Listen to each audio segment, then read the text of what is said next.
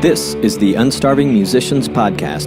The podcast features conversation for musicians of all types and genres, a curation of expertise intended to help all musicians be better at marketing, business, the creative process, and all the other things that empower us to do more of what we love, make music.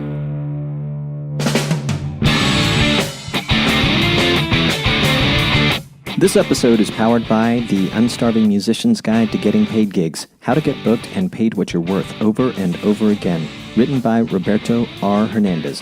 That's me, yours truly. Learn more about the book at unstarvingmusician.com/book and on Amazon.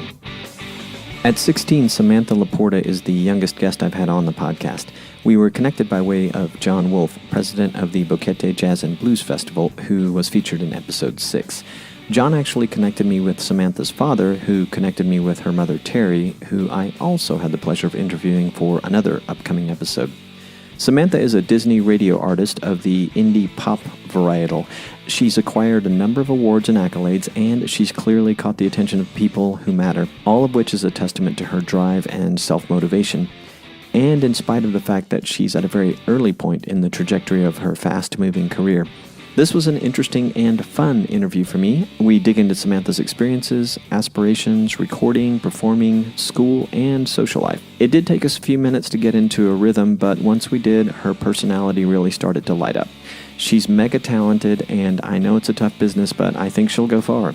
She's got a good head on her shoulders and great parents guiding her along the way. Oh, and she gets props for recording a Christmas song. I am a fan of the holiday music. Please enjoy my conversation with Samantha LaPorta. Samantha, welcome to the show. Thank you. Thank you for having me. Absolutely. I've been excited about the prospect of having you on because when I started the podcast, I very quickly realized it would be fun to have a youth artist on the podcast. And I know a couple of others might think that you're a little farther along in the trajectory of your young career, but I think it'll be really great for other young artists and also parents of young artists too. So yeah, thank you for making time. And plus, I know you are a super, super busy girl. Yeah. All right. Where are you? And more importantly, where did you just come from? I just got back from California, but I live in Florida. What city are you in Florida? Pensacola. What was going on in California on the music side? And then I also don't mind you telling me about a little bit about the Northern California part too, but what was going on the music side? We were out there, we were songwriting for a couple of days and just finished a new song and did an interview over at a place called Sweety, and I did it live on Musical.ly and performed one of my songs. That's very cool. So that's an online magazine that you just mentioned you did the interview with. Is that right? It is, but Musical.ly is kind of like where you can lip sync over videos, and they have a little thing called Lively now, where you can go live and perform and do interviews. So I did an interview over there with Sweety on Musical.ly. Well, thank you for filling me in on that because I happened to notice the name Musical.ly probably in looking at one of your videos or other online collateral, and I was kind of curious about it. So that brings me to a question I wanted to ask you. I didn't even note it, but you reminded me. I know music has changed a lot from when I was a really young person. Nowadays, there's a lot of lip syncing that happens for performance. Obviously, for videos, it makes perfect sense. It looks like from what I've seen, you have an opportunity to sing live quite a bit. Have you had to do performances already in your young career where you're lip syncing? No, I haven't. Are you anticipating them? I guess you would anticipate them because you don't want anyone to think, oh, she's lip syncing. I enjoy singing live. I'm very comfortable with singing live. I actually enjoy it better than listening to myself on a recording. Yeah, I can imagine. I know that not everyone feels this way, but the lip syncing for the live shows has become so normal to me that I've kind of gotten over that in the past where, God, can't they perform live? So I was just kind of curious about it. Hopefully you'll always get to sing live. I think that's a cooler thing to do. But hey, if you have to lip sync, I'm not going to hold it against you, and I bet none of your friends will. Are you 16? Do I have your age right?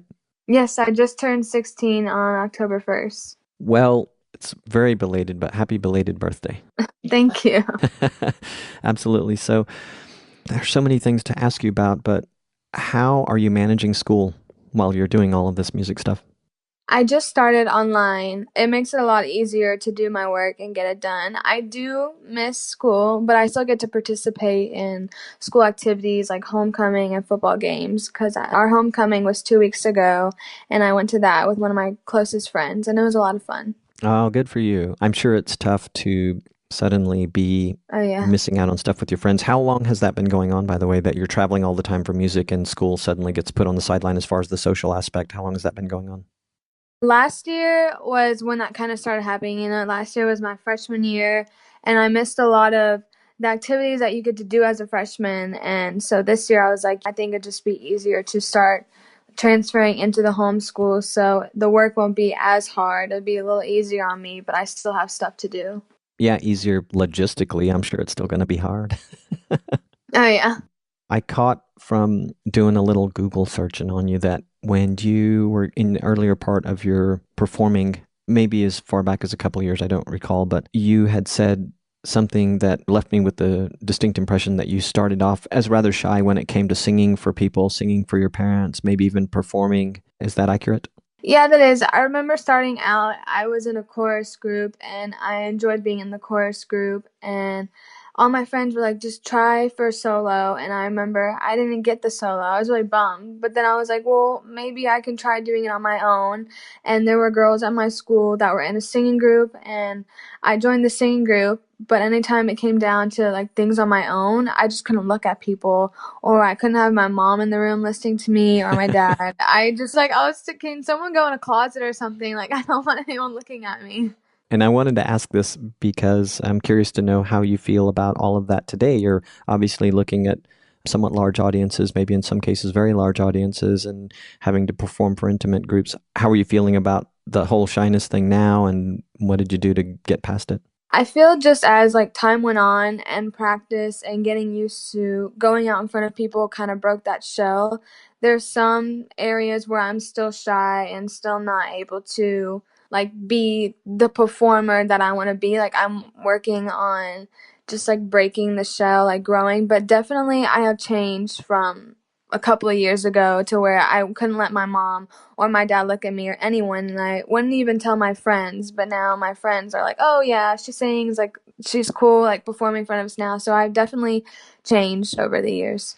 That's interesting. I don't know if this will help, but my wife and I are both working on Spanish a lot. I actually grew up hearing Spanish a lot, but my parents did not speak it to me when I was little, so I had the leg up with I know what pronunciations are supposed to sound like. But my wife did not grow up around it, so she's a little farther back behind me. She's doing really well with it, but I shared with her some advice I heard from one of my podcasting idols who's a big language learner, and one of his guests who owns the Duolingo app had said that the people that progress the most are the ones that are okay with looking like an elementary or 4-year-old or something. Don't mind sounding like a little kid. Yeah. So maybe, I know that you are young, but maybe if you just sort of think back to like, okay, I don't mind if I look like a little kid because I'm going to get through this. Yeah. But anyway, so you're doing songwriting clinics or classes or workshops, right? I used to do like little workshops here and there. I remember my guitar teacher would say, just like starting out, even if you don't have anything to say, just write down, I don't have anything to say. And I would do that. I just write down, okay, I don't have anything to say, or this happened today, or I was wearing pink shoes, or I was wearing like blue shoes. And as I got more comfortable with like sharing my ideas with other writers, songs would come together. And I feel at first I was like, no, maybe I don't want to be a songwriter. Maybe I'll just be a singer. But now as I'm getting older, I'm like, yeah, I would love to be a songwriter. There's a lot of things I like to talk about. And just like now, like telling a story, like I feel songwriting as telling a story, and I just really enjoy it. So you had done some workshops, yes, out in the LA area? I did some in Nashville, Okay. but now I just do like songwriting with other writers. So you're still enjoying it then? Hmm. Good. Are you finding things to say? Yeah, I was just like thinking, like, did I do this? Did I not do this? Like, I don't know if you had heard the two guests that I had, the female guests that are in Nashville, but they talked a fairly good amount about songwriting. I keep calling them workshops. I don't know if that's what they call them anyway, songwriting workshops. And I guess some classes and groups that they participate in Nashville. Interesting. I'm glad to hear that you are doing it there as well. It seems that that is kind of the place to do it. Have you by chance done any training for dance? I did dance for 12 years. I did like a little company where you did the ballet, tap, jazz, contemporary. I did that. And then after a while, I was like, you know what? I love company, but my mom loved ballet. But for me, I just like couldn't do it. They'd be like, point your toes more and more. And I was just like, you know what? I'll just do like jazz. Like I couldn't do all of it anymore. I was like, ballet was not for me. I was curious to know if any of that, whatever dance that you had in the past, has helped you with your performing in any way, and or do you have plans, or do you see it being helpful as something that you might do in the future? I do, because I know my dad's from Panama. I know, like, his family, they grew up where they love to dance, love to listen to music, and my mom was a dancer, so I feel like growing up, it just came naturally for me, and then I just kind of grew into it. I didn't, like, force myself to do dance, you know how, like, little kids, everyone does ballet, but I felt like for me, I was just like, yeah, I want to dance. Like, I just love listening to music. Even when, like, waking up, it's like the first thing I do is listen to music. So I feel like dancing is just a part of me. Interesting. Yep, I would think so.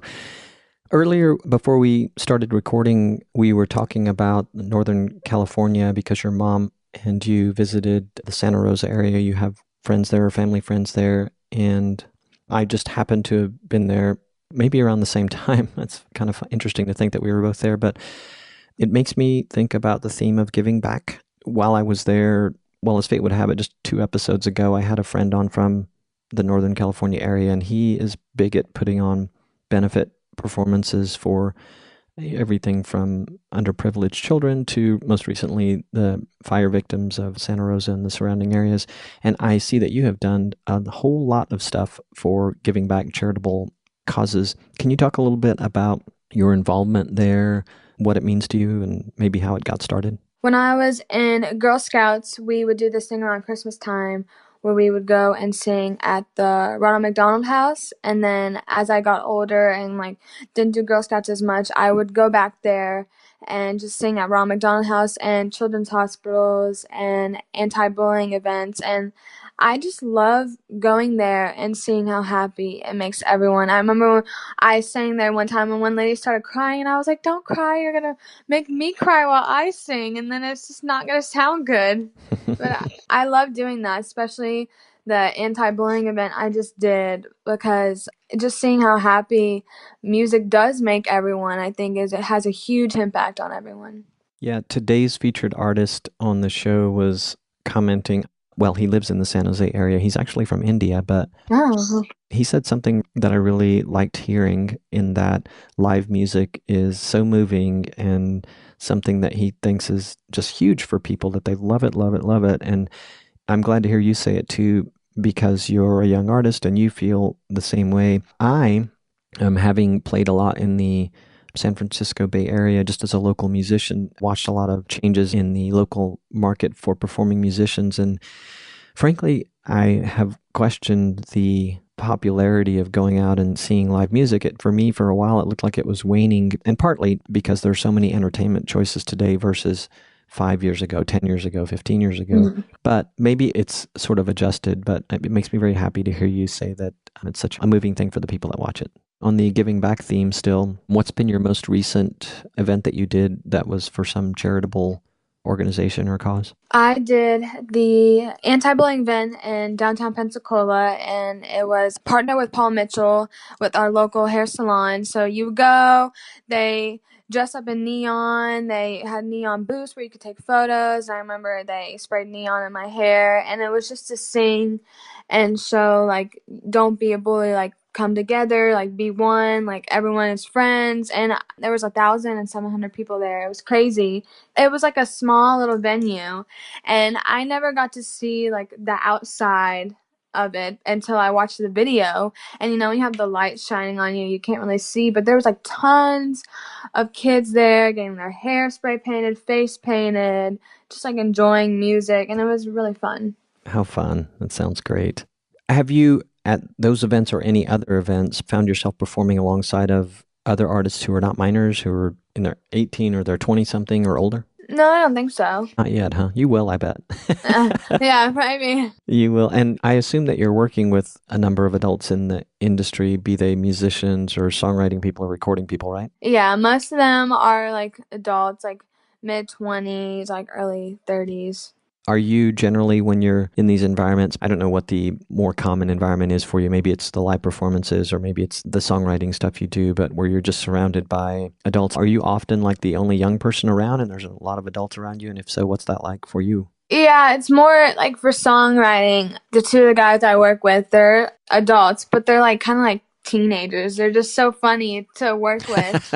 But you would think that, oh, it's going to be awkward when you're younger working with older people, but it's really not. It's really a comfortable environment. It's a fun environment, and you just like forget like how old you are. Like for me, I feel like working so long in this business, I'm like an adult kid, and then when I'm around my friends, they're like, "You're so mature, like you're not acting like a kid, like who are you?" And it's so funny, but yeah, I just think it's a lot of fun to work with older people. Well, that's cool. I'm sure that it has meant changes for you, but maybe you were kind of born an old soul, as they say, and you were just kind of mature to start with. Maybe. All right, let's switch gears again. What is it like being a Radio Disney artist? I think being a Radio Disney artist is very cool. I remember like when I was younger and I would like listen to Radio Disney and watch TV and I would say, I want to be a Disney kid. I want to be a Disney kid. And now it's like flash forward, I am a Disney kid. And it's crazy to think that because I was obsessed with Disney. My world revolved around Disney and we would go to Disney World all the time and it'd be like, this is your 100th time here. Like, I think it's crazy being a Disney kid after being like so obsessed with it for so long. You have not been there 100 times, have you? Maybe more. Like I never thought like that because when we lived in South Florida, it's like super close. It was like an hour drive and you could go there for the day. And I remember they'd be like, "Oh yeah, this is your 100th time here." And you're like, "No, really? Is it our 100th time here?" That's amazing. How long have you been a Disney artist? It's fairly recent, is that right? Yeah, actually, this time last year was when I just like started like breaking into the Radio Disney, and then Christmas time is when I had my first Christmas song go on the radio, which was crazy. Because I remember we were listening to Radio Disney and we had it like the volume turned down because we were talking in the car. And I remember like looking at the screen and like hearing my song and I was like, wait, no. I was like, this is not happening. And then I turned it up and I wanted to film myself listening to the song and then I started crying and then I didn't want to like post it because I was crying and then people were gonna be like, this girl is crazy, she's crying and she's listening to herself and she's crying, that's just weird. But I thought it was super cool just like hearing myself and knowing like all the work you put in, everything, like everyone around the world can hear, and I just thought it was super cool. Yes, and I am a big fan of holiday music. In fact, I need to Me start too. playing my playlist today. I did listen to Santa's Back in Business Your song, and it was Oh, yeah? really, really great. I'll include it on my special curated holiday list this year. So Thank you. I started listening to Christmas music yesterday, and people thought I was crazy, and I was like, I'm not crazy because there's Christmas commercials on TV, so it's fine. I'm like everyone else. yeah, I just like it. I just feel silly listening to it, like in February, but Oh, yeah. And you still have your tree up and your lights, and it's like, it's February. yeah, well, it's a great song, and I know that you got some accolades for it. So on the Disney radio artist thing, I know that they are probably doing amazing things in terms of making it a good thing for you and in many ways an easy thing for you. But are there things about it that have been challenging or surprising at all? I don't think there's anything challenging. I just get so surprised when I like see myself. Like when we went to the Radio Disney Music Awards, I remember, I don't know if you know the show like That's So Raven, but the main character Raven Simone was there and I remember like meeting her. I became like such a fangirl and I remember my promoter was like, don't be a fangirl, like just act normal. And when I saw her, I like freaked out and I was like, can I take a picture with you? And then she had like this theme song and I was like singing the theme song in my head and my manager was like, you can't do that. You have to act like normal. Like people are gonna think you're crazy. And I was there with my phone when I was supposed to be acting normal, like taking pictures of everyone when they weren't looking. And he was like, you can't do this. Like you're supposed to act like you're here, like you're one of them. You can't like take their picture when they're not looking. That's great. I wish I was more like that when I see celebrities. I've had instances where I literally just kind of freeze up and I can't say anything because I don't want to bother them, But hey, I'd love to have pictures with some of those people that I run into. So I think it's a good thing. You should just be a fangirl as much as they'll let you be. Yeah. Are you still playing guitar?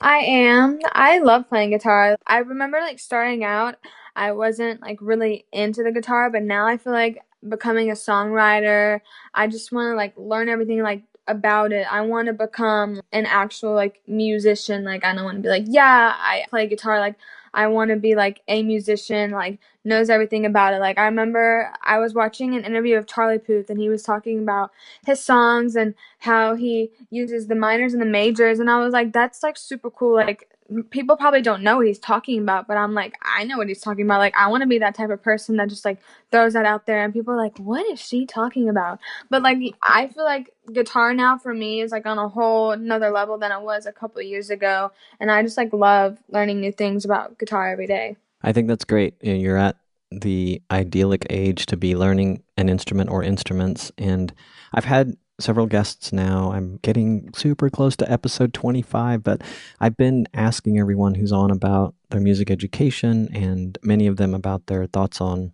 music theory, and even the young women from Nashville. I mentioned them. They both play guitar. One of them is a multi-instrumentalist. Maybe both of them are, but it has become very apparent across the board that when you know an instrument well enough that you have a grasp on music theory, you begin to speak a language that makes you a much easier artist to work with. So it's great that you're excited about it. I know it's going to be a big help to you. Yeah. Big help to you. So you have been described as a pop singer with R&B in your soul. Do you still feel like that's a good description? I do. I really do just like listening to R&B. I feel like something about the music, like as soon as it comes on, it just like hits you and you just like have like a good feeling like, oh, like something about that song like I like fell in love with. And I just like remember listening to like some Mariah Carey's old songs and I'm like, wow, like I love this music. Like I want to do music like this. Like I just think it's so great. And I also love pop music, so I'm like I just want to like put it together and have it like as one. Sure. And I read about some of your influences, and you've talked about a couple of them, maybe one of them before we even started recording, but is there anyone new that's jumped on your music listening radar that you're really into? I'm trying to think. I have a lot of people. I know, and there's tons of it, right? Tons of music today. I know. I started performing a song At Last by Etta James, and now I'm like listening to old music and seeing if I can take anything from old songs and put it into new songs, kind of like a little throwback, but for something new. And I think Etta James is someone that I'm just now starting to listen to and like learning about her. I want to share something with you. It's quite possible another guest of mine, his name is Bill Lanero, and he's in a completely different genre than you are, but he's a guitar player, and he may have mentioned Etta James, which is probably why I'm thinking about him. But also, I was thinking about him because in that episode, he was talking about influences and his habit for digging backward. So when he found someone like Etta James, he would do a little research to find out who was she influenced by, and he just was always fascinated by how much he ended up enjoying the influences of those who influenced him. So maybe that's something that you do too. Yeah. So I know you have been or are currently touring. What's going on right now in your touring life, and how does it work for a young Samantha LaPorta in terms of like how are you doing it for weeks at a time or months at a time? Have you done that kind of thing yet? I'm performing a lot locally here. Like I do 2-hour shows here in Pensacola, and then I'll go back to California and write songs more and then come back. But I had a new song released today called It's a Girl Thing, which I wrote in April, which is kind of a girl empowerment song. Like I'm a girl, so like you can't tear me down, like kind of song like that. And it released today, like I said. But right now, I'm just really working on more music. I saw that, by the way. Congratulations. Thank you. On the new release. So the touring, what I heard is you've done a lot of back and forth from coast to coast. What's the longest stretch of performances that you've done so far in terms of days or weeks? 1 week. That's not bad. Yeah, it's not bad. I just wanted to know if they were working you to death. Oh, no. That's good. You got your schoolwork to try and keep up with. So. Oh, yeah, I do. Do you have any aspirations or desires as far as touring goes? Or I'm sure you watch other artists, but are there some things that are sort of on your goal list of where touring is concerned? Definitely. I really want to go to Europe. My mom's sister lives in Switzerland, and she'll always send pictures in our family group chat, and she'll be like, I was here today, I went down to this market today. Just like, that's where I want to tour. Like, Europe is so beautiful. Like, I just want to be there. I want to live there with her because she makes me jealous sending all these photos, and I'm like, oh, take me with you. Well, hopefully you like the food when you get there. I'm sure it's going to be great, though, when you get there. I probably will like the food. Since you're kind of had, not a prediction, but you sort of had a feeling about, or maybe you made it happen, that's a better way to say it, the Radio Disney artist thing. What's your prediction for when you're going to be in Europe? I don't know. I wish I could be there now. Maybe next year. My 2018 New Year's was not really a resolution, but I want to be there next year. Well, watch it happen. I bet it will. I'll have fun with you if it does. Are you interested in the marketing part of what you're doing? I assume you're getting some help with it. Maybe you're the genius behind it all, just you and no one else. But do you find that interesting? Are you involved in it? I am interested in it. I can do things on my phone, like with Twitter and Instagram. But then when it comes down to like computers, like you would think, oh my God, yeah, she would know everything about like iPhones and Macs. Like she's a teenager, like that's her life. Like she would know. And then when I try to do things on computer, I get so frustrated. But I am like really into the whole marketing. I think that's so cool when you see little ads like pop up on like Facebook or Instagram or Twitter and YouTube. I think that's so cool. That's interesting to hear. And what about the business side where you're hopefully too young to be worried about this, but I'm just kind of curious. Do you think about it? I know people are helping you with this for sure. Is it something you think you'll be interested in, or is it something you hope to just have people you trust working with you all the time so that you can oversee it, but not be too directly involved, like hands-on all the time? Or is that something you like, I can't wait to get my hands in there? I think when I'm older, I'll definitely be like hands-on with people, like sitting down. Mm-hmm. But for now, I'm just like, I don't know anything about business. Like, I'm just a kid. I don't know anything.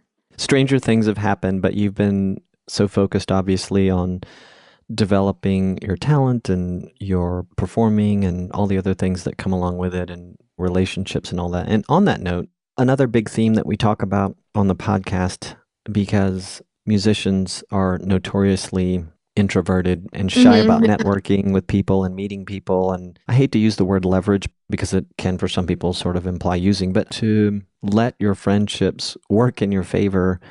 How do you feel you're doing in that part of your world where it comes to meeting people and shaking hands and trying to help others and being okay with asking others if they can give you a tip now and then? I'm totally fine with it. Like, I love meeting new people and learning about them and like learning about what they're doing and tell them what I'm doing. I love networking. I think it's really cool, especially with social media, how you can meet people all the time. I think the Samantha 4 years ago would not want to because she was very shy. But now, since I'm breaking out of that shell, I love networking. It's awesome that you're talking about yourself in the third person too. Yeah. Like the Samantha 4 years ago. No, that's great. That's great. It is amazingly important, as you are clearly figuring out already. So let's talk about recording a little bit. You have recorded several singles. Have you done an EP or a full-length album yet? I did not have time to look through and figure that out.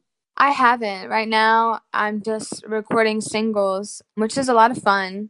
I like just putting out little singles here and there. Mm-hmm. Maybe later down the road, I'll put like a little EP together, like 5, 6 songs. I think that would be cool. And where's the majority of your recording for the singles happening? Yeah, in California. The LA area? Yeah, the LA area. Cool. And I understand you have a home recording studio. Is that right? I do.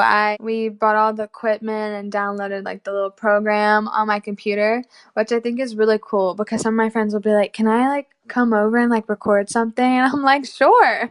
Like just do whatever you want to do. Like I'll record it for you. I think it's really cool to have like a little recording studio, especially for songwriting. If you have an idea or if you want to do harmonies, you can like layer them. Like I love doing harmonies, especially like 3-part harmonies where you can layer them and you just like listen to them. I think that's so cool. It is. So I love asking artists about the gear of their recording studio, but I should probably ask you first, are you very into the gear? Like, do you know your gear that well, or you kind of have a surface level knowledge of it, or are you like a kind of a recording gear geek already? I use the Apogee. I try to research it like all the time because I remember someone came over and helped us like kind of put it together. And then I was just like, oh my gosh, I kind of like zoned out. I was like, this is a lot of stuff. But now I'm getting used to like, okay, this turns on this and you plug in this to plug into the speakers, and then if you want to play yourself back. But I think it's like really cool. I've gotten into it more now than I used to be, because last year I had trouble like maneuvering everything around and using it. You got too many other things to deal with. And what about the software you use? Apogee.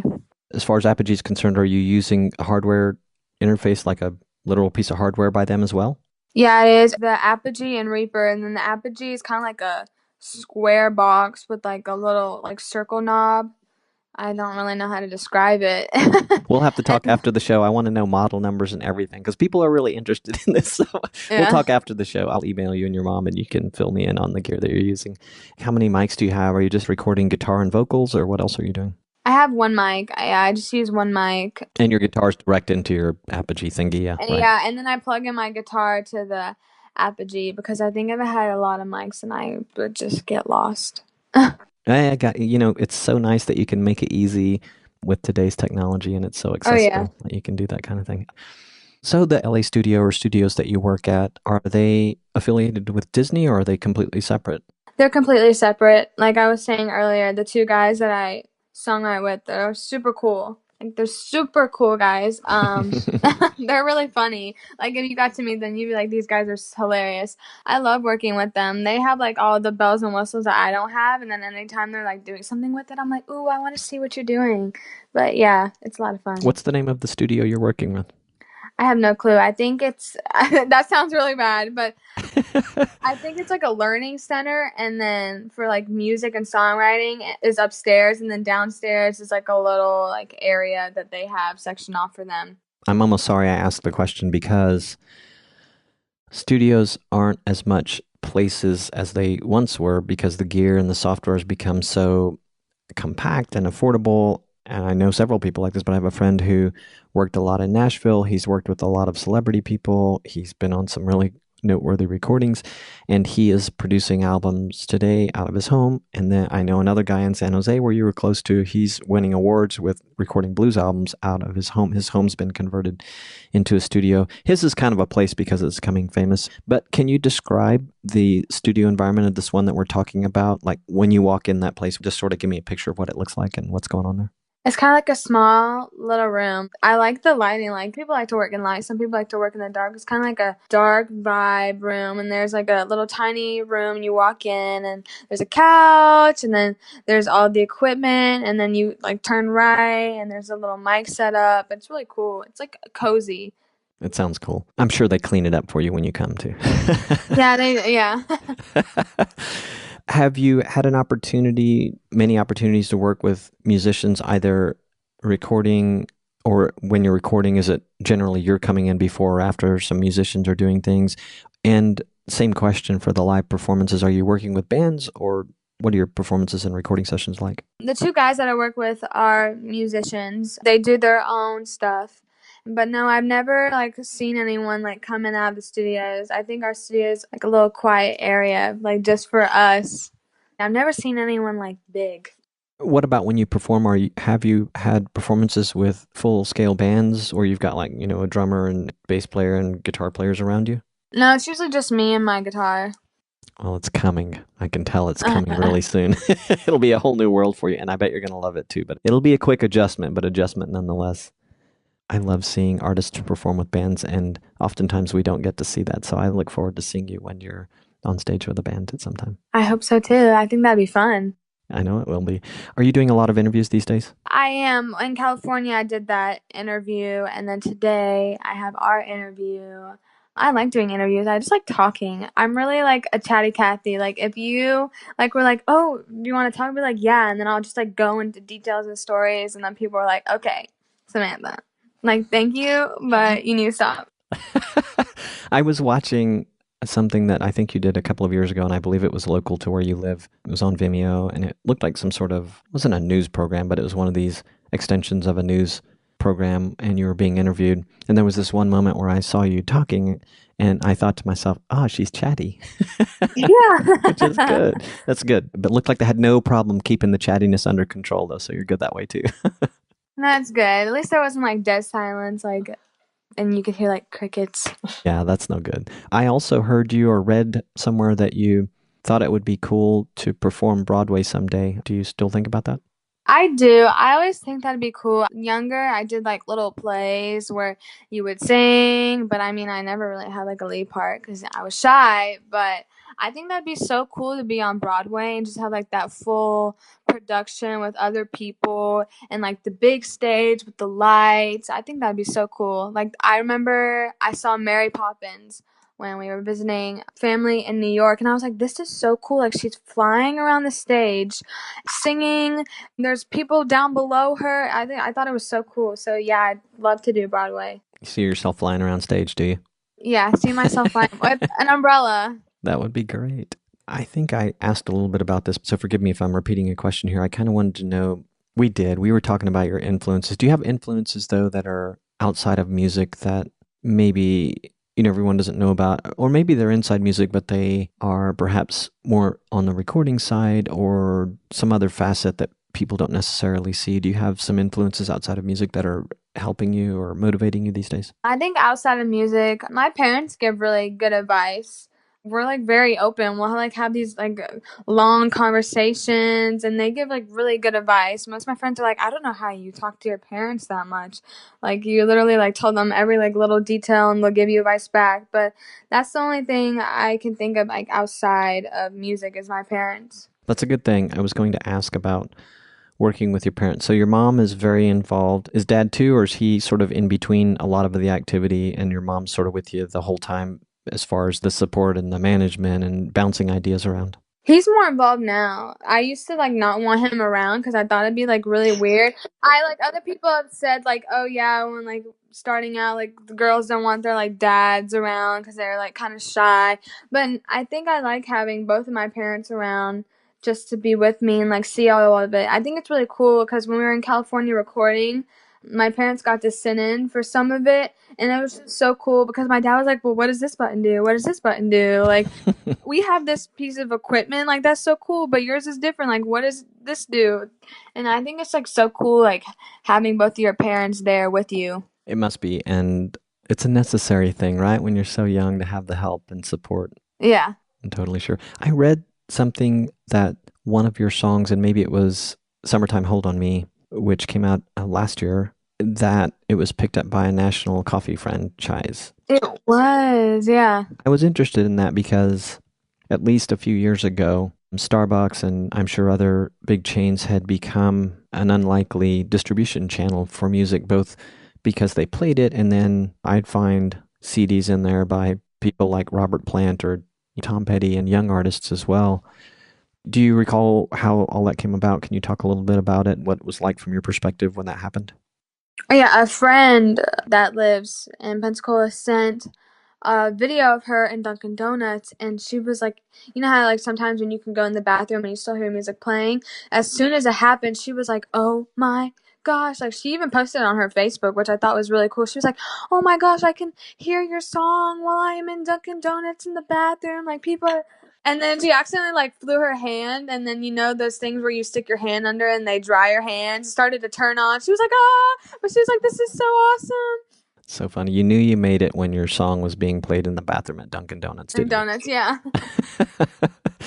I love that. Is there anything like that either with Dunkin' Donuts or someone else that is happening today where your music's gotten picked up? It sort of leads me into another thought, which is sponsorship. So have you had things like that happen yet? We're like in the process of working on all that stuff, learning about it. So I think that's cool. Yeah, definitely. Alyssa Trahan, maybe the second youngest artist I've had on the podcast, had secured a pretty interesting sponsorship with a coffee. I think they're a coffee roaster and they have a retail spot in New York. And it was very interesting. She was almost fully responsible for making it happen. She was pretty young at the time and she had the help of friends and legal people and family to sort of ask about it, which makes me think of something else. I wanted to ask you if you have young artists that you feel are your peers that you have kind of either done work with or that you are in regular contact with. I haven't really like met anyone yet that's younger than me. I'd like to. I see like a lot of cool things on YouTube of different artists, even other artists on Radio Disney that I think would be nice to work with. To rephrase it too, what about people that are your age or within a couple of years on either side, older or younger? Are there any young artists, or are you telling me that right now there's not a lot of them that you're interacting with, but you're starting to think about it would be nice? Yeah, right now I haven't really worked on any collabs with people younger in my age, but I would like to. I think that's so cool when two artists come together, and even if they have different styles, that come together and do a collab.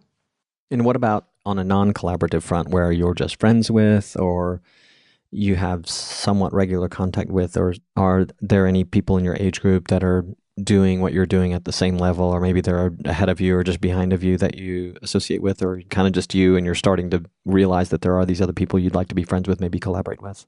Yeah, so far it's just me trying to find people to collab with. You and your mom and your dad and your recording dudes. Oh, yeah. I know that you're going to meet a lot of great artists, and young ones and older ones and younger ones. And maybe that's on your slate for networking in the new year, to maybe here in the last stretch of the final months of 2017 to reach out to some of those artists and let them know, wouldn't it be cool if we could collaborate or whatever? So anyway, I know it's going to happen. So where, Samantha, can people best find you on the interwebs to learn more about you and hear your music? I have my website that was just updated. Instagram, Twitter, Facebook, YouTube, all of it is under Samantha LaPorta. SamanthaLaPorta.com. I saw it. The site looks great, so they just updated it, huh? Yes. It looks fantastic. It's all new photos. Thank you. Yeah, it looks really good, and I look forward to poking around your YouTube channel. It's amazing to me that even though artists like yourself aren't necessarily releasing a lot of official videos, that you're getting a lot of video content anyway, because it's all a lot more accessible and doable now than it used to be. So Samantha, thank you so much for being on the show. I hope that we can do it again. I'm really looking forward to watching your career, and especially watching you go to Europe in 2018. So thank you so much. I really appreciate your time. Thank you for having me. Absolutely. Hope we'll do it again soon.